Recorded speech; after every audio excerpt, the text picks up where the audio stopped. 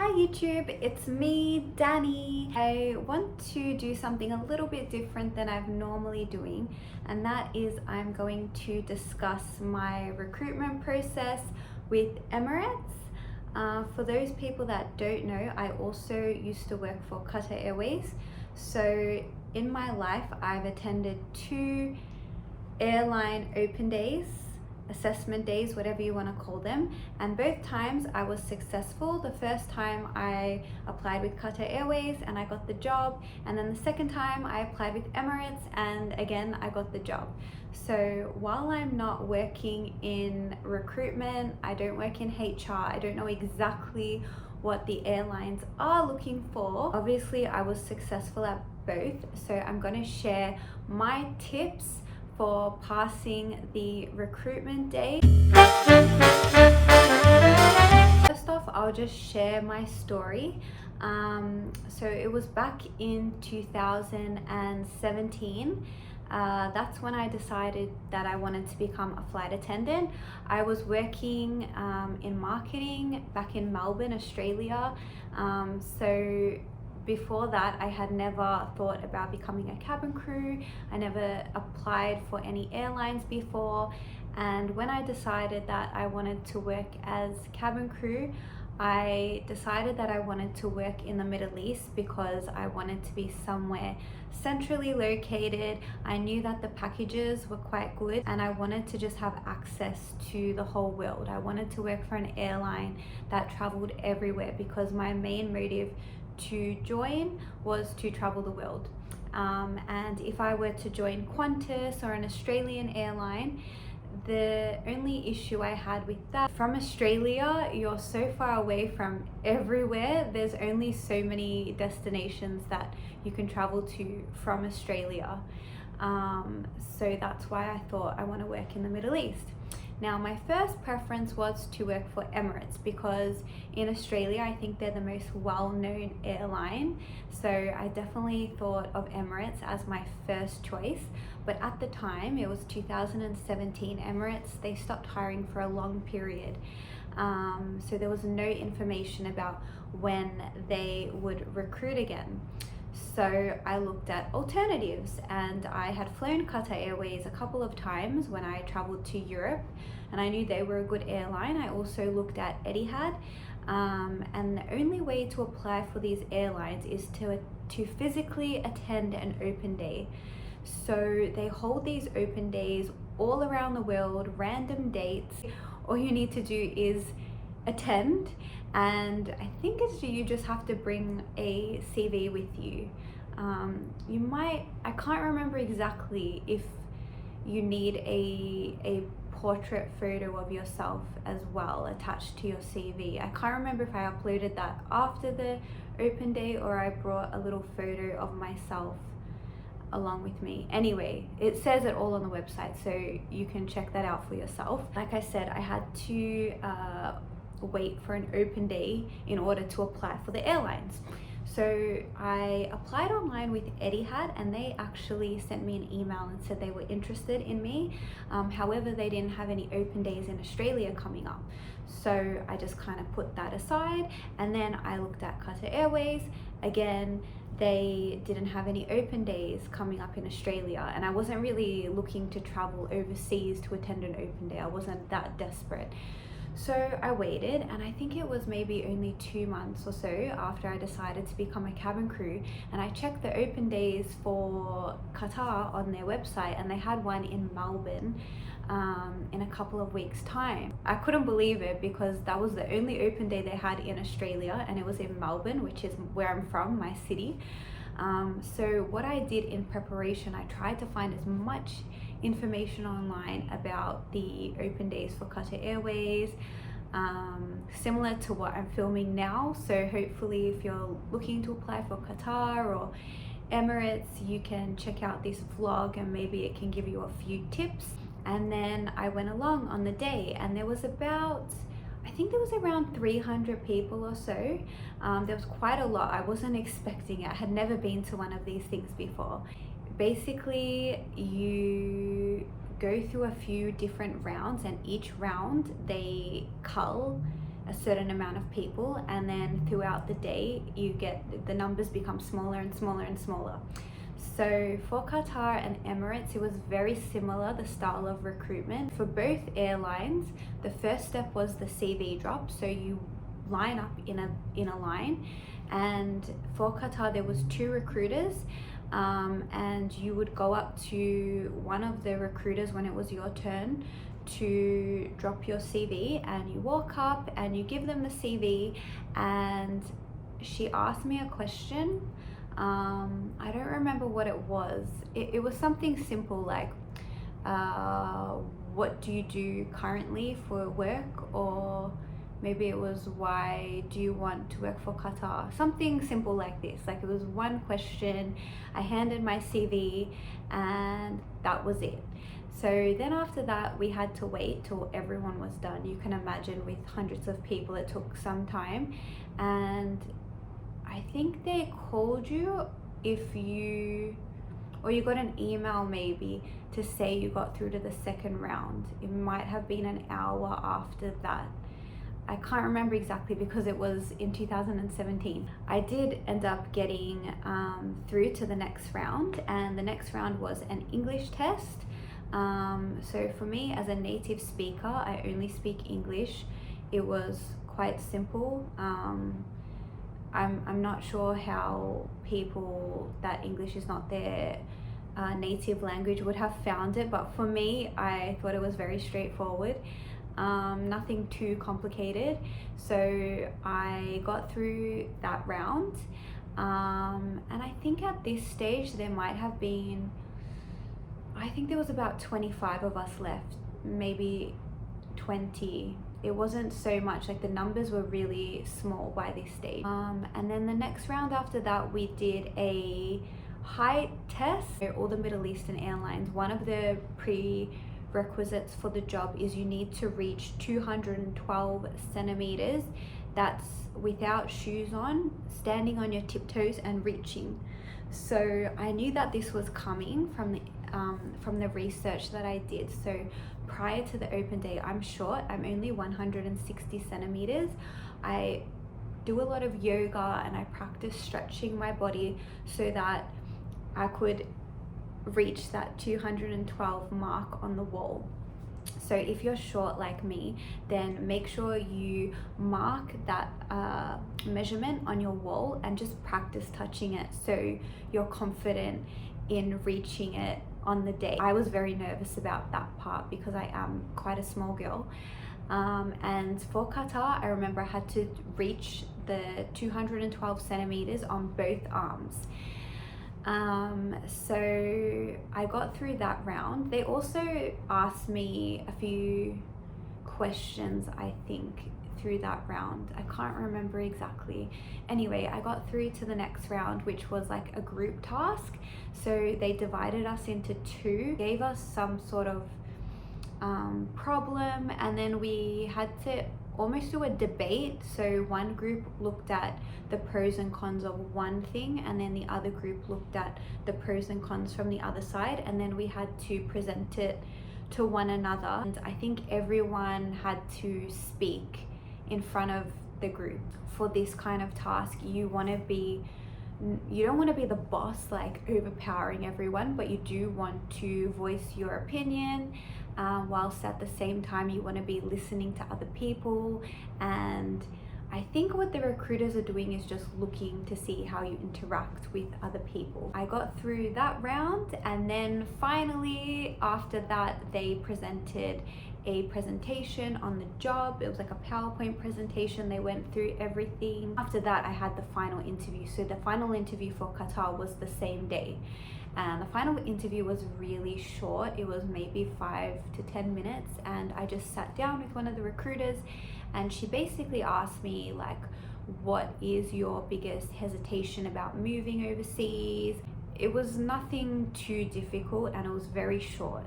And then after that, basically I got an email to submit some professional photos, because with your application you need to send them your photos to show full body photos as well as portrait style photos.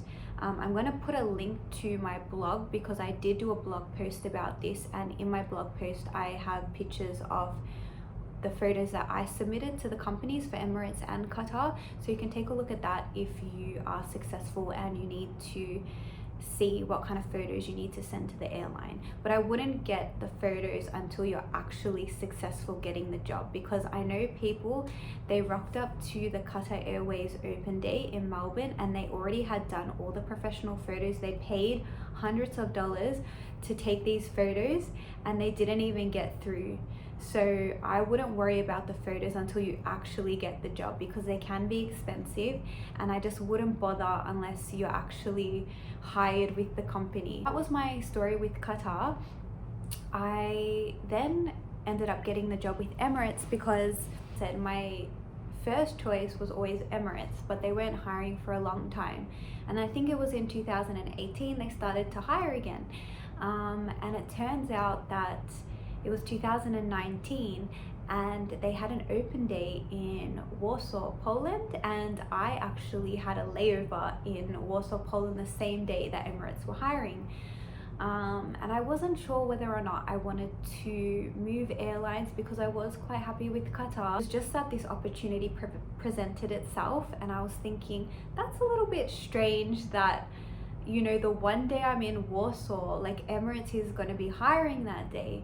And for the whole month, I remember the lead up to that layover, I was just thinking, should I go? Should I not go? Should I go?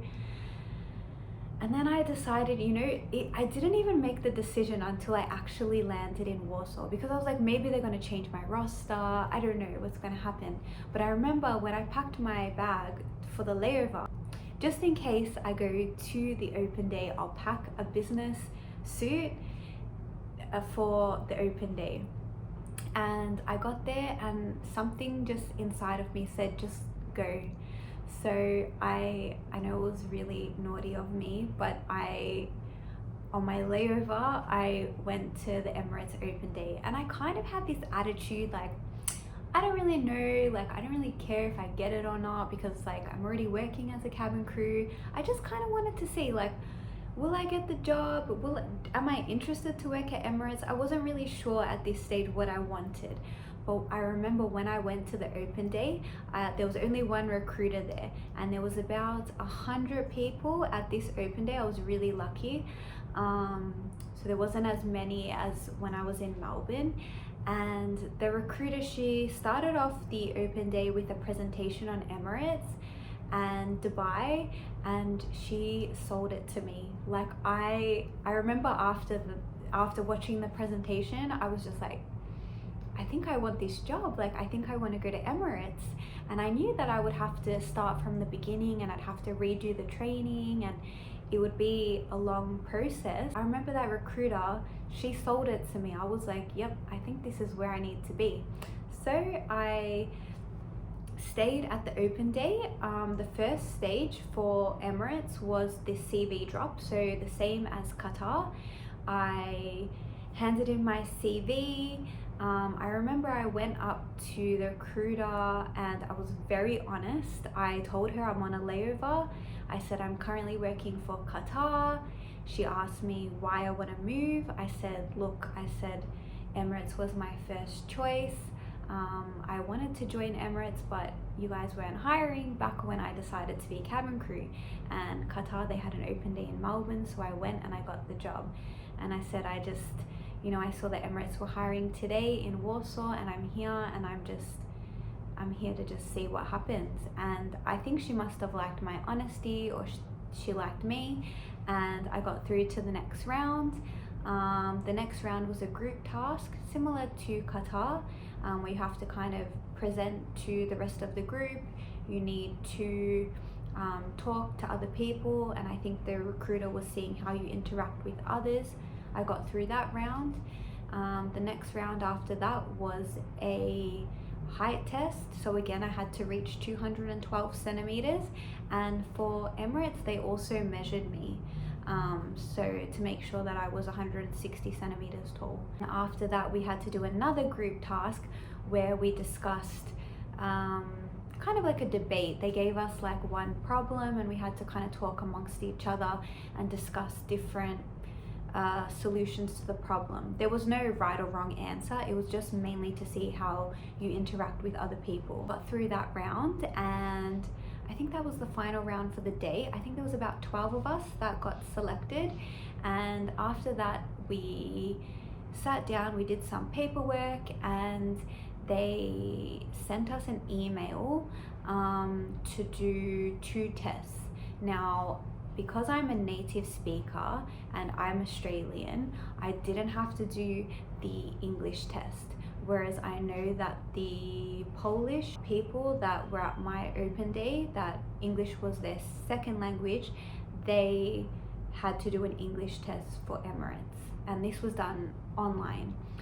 For me though, the recruiter said I don't need to do an English test because I'm a native speaker, and I just had to do a personality quiz, but it wasn't like a test. There's no right or wrong answers. It was just, I think, to see how you react in certain situations and preferences. I don't really know what they use this information for, but it's easy enough. And after that, I had to submit an online application because prior to attending the open day, I didn't apply online for Emirates, so I didn't submit any photos or do an online application. So I had to do that after the interview. I had like a couple of days to do that. So I submitted my photos, which I'm going to link below in the information section. I had to schedule a final interview. So the final interview for Emirates was online. It wasn't like Qatar where it was on the actual day of the interview.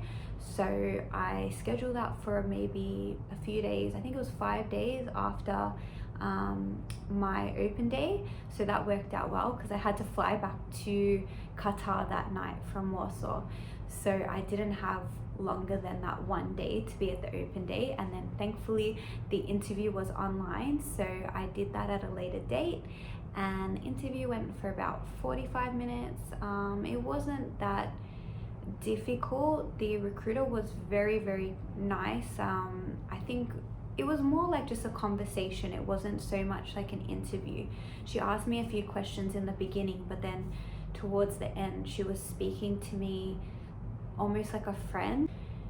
She really made me feel that Emirates is somewhere I want to be, you know. It was almost like she was selling me the job, not so much that I was like, hire me, like please pick me, you know. I got that sort of vibe, like she was selling me the job, which I really liked. I asked the interviewer, I remember I asked her, I said, how long will it take for me to hear back about the recruitment?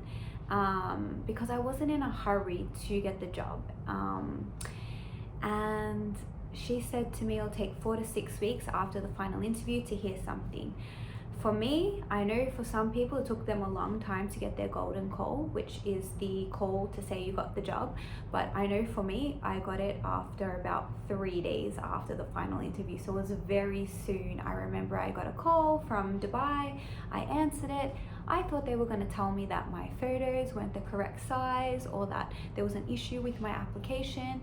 And I remember the man on the phone, he's like, congratulations, you got the job. And I'm like, what? Like I was not expecting it, you know. I wasn't even excited because I just was in shock.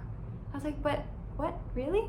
And he's like, yeah, you've been hired with Emirates. When do you want to start? And I was like, oh my God, like this is happening. It was very quick with Emirates. I will say the recruitment process with Qatar was very slow, but the recruitment process with Emirates, for me personally, it happened within a week, I think. So that's not to say that every person has the same experience. I know some people, they had a very slow recruitment with Emirates. It just depends, I think, on the timing and the situation. But yeah, for me, it was very fast. Now I'm going to go into my suggestions of what you can do to be successful in the open days. I'm not really going to talk about the final interview. I think the main challenge for getting recruited with these Middle Eastern airlines is to make it through the open day, the assessment day, because the biggest issue is standing out. You know, you're going to be competing against at least 100 people, if not more. I know some recruitment days they have thousands of applicants. So the main thing is, how are you going to stand out compared to everyone else? And I remember when I went to Qatar, the open day, there was hundreds of people there. That was my first one. And I was looking around and there's so many beautiful girls, like models, and some people came up to me and they're like, oh, were you a flight attendant? And I'm like, no, I don't have any hospitality experience. And they looked at me like, what are you doing here? You know, I've been flying for so many years, or I've been working in hospitality. So first off, don't compare yourself to anyone, because no one knows what the recruiters are looking for. I had no experience prior to joining Qatar Airways in aviation, in hospitality. It was a complete career change for me. Prior to that, I was working in marketing and event management. So I had no experience as a flight attendant. I didn't know anything. So don't let that deter you, because I was hired, and those people that, you know, looked down at me because I didn't have any experience, they didn't get selected at the end of the day. Let's begin with what I did, and I did this for both my open days, for Emirates and Qatar, and I would suggest doing this if you are applying for the airlines. So the first thing you want to do is you want to make sure that you're on time. One thing I can say working in aviation is that punctuality is so important. Like, it's one of the most important things. So make sure you are on time, if not very early. For both of my recruitment days, I got there, I think I planned to get there an hour, 45 minutes before it started. So I think most of them start around 9 a.m. I would suggest getting there at 8 o'clock. 8:10, something like this. I know it's a bit of a drag to wake up early, and just in case something goes wrong or you're running a bit late. I was there early both times, and I wasn't the only one. There was a lot of people that were there early, and I just can imagine if you are to rock up even 1 minute late, then forget it. I don't think the recruiters are going to take you seriously, because timeliness, punctuality in aviation, it's a must. If you're 1 minute late after your check-in time for a flight, you're offloaded. There's no second chances. It doesn't matter 1 second late. Like, you need to be on time. So I would stress that, like, make sure you get there early. Like, give yourself enough time so you're not running, you know, you don't want to get rejected just for running late to the open day. Second thing I will say is the way you look is so important. And I'm not talking about being the most beautiful, attractive person. You know, I certainly am not a model. I'm not, you know, the most beautiful girl in the room. It's not about that. It's about the way that you present yourself. The way you do your makeup, the way you do your hair, the way that you walk, the way that you, your posture. It's the way that you sit.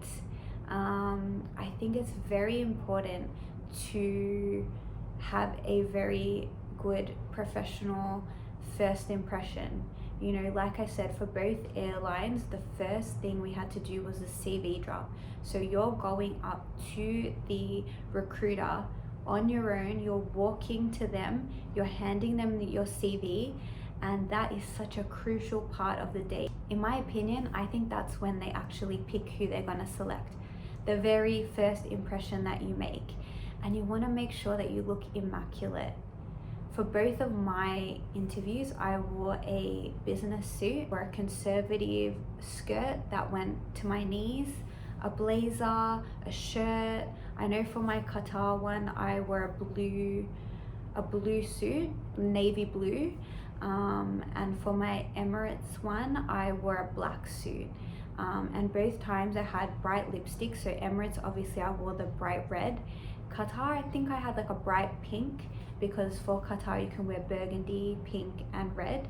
And I had my hair slicked back in a bun with one of those donuts, the spongy donuts. So I dressed like a flight attendant. I had a low heel, so I wouldn't suggest wearing like mini skirts or stilettos, because you're not going to a nightclub. Like, especially you're working for a Middle Eastern airline, or you want to be working for a Middle Eastern airline, so they are quite conservative, so you don't want to be overexposing your body, you don't want to be wearing anything too tight. But then at the same time, you do want to look, you want to show off your body in a conservative way, so to speak. So you don't want to be wearing like anything that's too large on you, that doesn't fit you properly, that's going to make you look bigger than what you are, you know. So it's finding that fine line. I would definitely suggest wearing business attire. I saw some people not wearing the suit and not having their hair in a bun. So I'm not saying you can't get the job like that, but majority of people dress like that. So I would suggest dressing like that.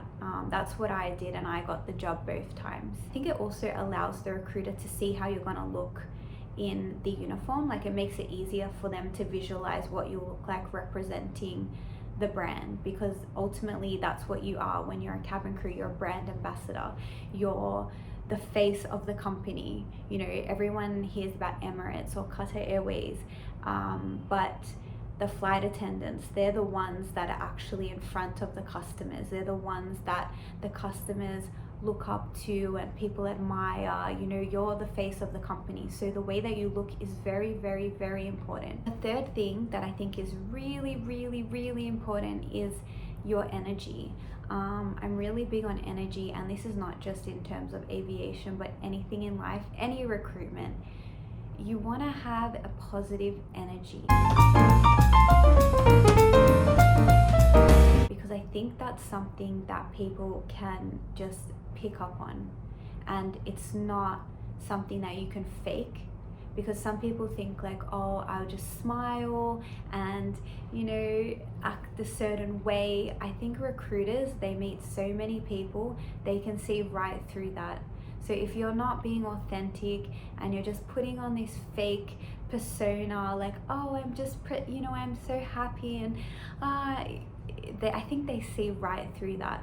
So if you're not naturally a positive person, then maybe like practice that in your everyday life, learning to be grateful for things and learning to see the good in everyday life, so that when you actually go to the open day, you do have this positive energy that I'm talking about.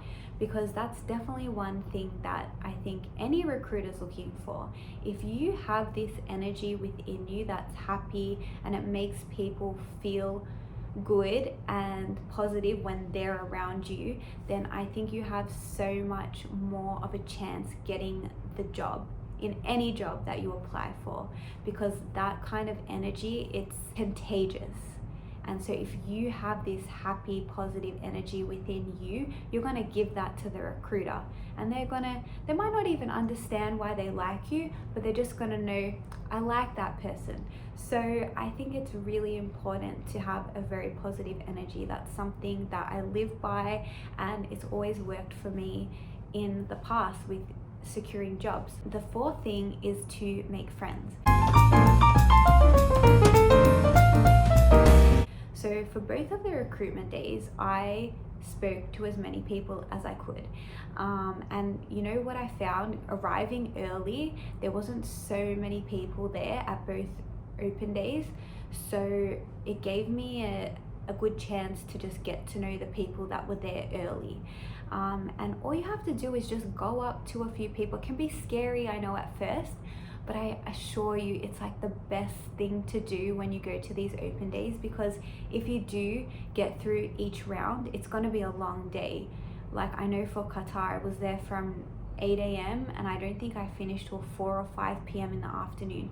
So it was a very long day. So talking to people and making friends, it's gonna make the day so much more fun. It also gives you more courage, because you're doing a lot of group tasks and you're having to stand in front of people and speak, and if you know a few faces or you've got a few people in your corner where you're like supporting one another, it really helps, like just give you a boost of confidence when you have to stand up and talk to the group. And it just helps, you know, just going through the day, like just having someone to kind of share the experience with. It's not essential that you do this, but I did it both times. I met people there, I spoke to as many people as possible, and even to this day, even though some of the people that I met, they weren't successful, I still keep in contact with them. I still have them on social media, and they're people that, you know, I have this bond with for the rest of my life because we went through that process together. The fifth thing that I suggest doing is to believe in yourself, and just to not compare yourself to other people. No matter what you see around you, you know, I know it can be very intimidating and it can feel like a competition. I feel like when I remember being there and there were so many people, but try not to compare yourself to other people and say, oh, that person's more beautiful than me, that person, they're really good at public speaking, or this person, you know, they're really good at this and that. Because I remember at the end of the day, the people that actually got the job, it was not who I thought it was going to be from what I saw in all the group tasks and people, the way people presented themselves. It was complete random, the people that the recruiters selected. So don't sell yourself short. Don't compare yourself to others. Like, believe in yourself and just know that whatever is meant for you will always be for you. So if this is for you, this job, like, you'll get it no matter what happens. Obviously you need to put yourself, your best version of yourself forward, but if it's for you, like, they're gonna see something in you and they're gonna select you. And even if you don't get selected, you can always try again. I just flew with a guy and he told me he applied 9 times before he got the job with Emirates. So it doesn't need to be your first time. Like, for myself, I think every failure is like a opportunity to learn and to grow, and you know, it just teaches you something. So the next time you apply, you know what to expect, or you know ways that you can improve on. So don't put so much pressure on yourself. Try to have fun. I know it's really nerve-wracking. I remember I was so nervous, but just try to be as authentic as possible. Just believe in yourself. I remember for both of my open days, I had the mentality that if this is for me, then I'm gonna be successful, and if not, it's fine. Like, you know, there's other airlines I can apply for. It's not the end of the world. So don't put so much pressure on yourself. Try to have fun and see what happens. I hope this video was helpful for those of you that are thinking to apply for Emirates or Qatar Airways or another airline. I know that it's been a crazy couple of years for aviation. We've really struggled, but now it seems that flights are picking up. The world is opening up again, and I know that the airlines are starting to recruit, which is why I thought I'll make a video just for those of you that are thinking to join. Maybe this can help you in some way. So I know there's probably a lot of things that I didn't cover in this video. I don't want it to go for too long. So yeah, if you do have more questions, then let me know in the comments below. I'll try to get back to everyone. I'm going to be filming a lot more vlogs, especially on travel, on my layovers, and maybe some stuff on Emirates. So yeah, if there's anything you want to see, anything else that you want to find out, then let me know, and I'll try and film some more vlogs for you in the future. I hope you enjoyed today's vlog. Like I said, it's a little bit different from what I've been filming, but I think that it's very timely. Like, I'm seeing so many advertisements for the airlines now for cabin crew recruitment. I just think like it's a wonderful job, and if it is something that you're thinking about doing, then you know, it's been such a blessing working for Qatar and Emirates. It's just opened my eyes. I've got to travel the world. I've seen so many amazing places. I've met so many amazing people. I have friends from all around the world. It's shaped me 100% as a person. I'm much more confident now. I'm much more wise, more worldly. So I think it's just such a wonderful job. So yeah, if you're thinking about applying, I highly encourage that you do so. And yeah, I'll see you in the next video. Bye.